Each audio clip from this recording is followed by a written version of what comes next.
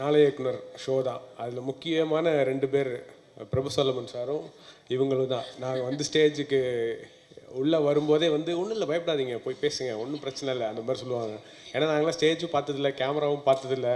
So camera முன்னாடி நின்று பேசுகிறது அவ்வளோ கஷ்டமாக இருக்கும்.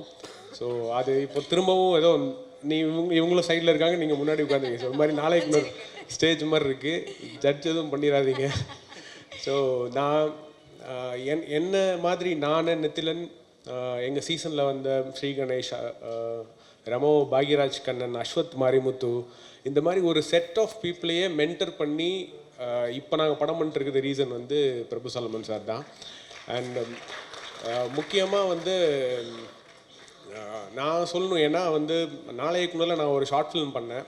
அந்த ஷார்ட் ஃபிலிமை பார்த்துட்டு என்கிட்ட வந்து எனக்கு ஒரு கதை சொல்லு, நான் ப்ரொடியூஸ் பண்ணுறேன் அப்படின்னு சொல்லி சார் என்னை கூப்பிட்டாங்க.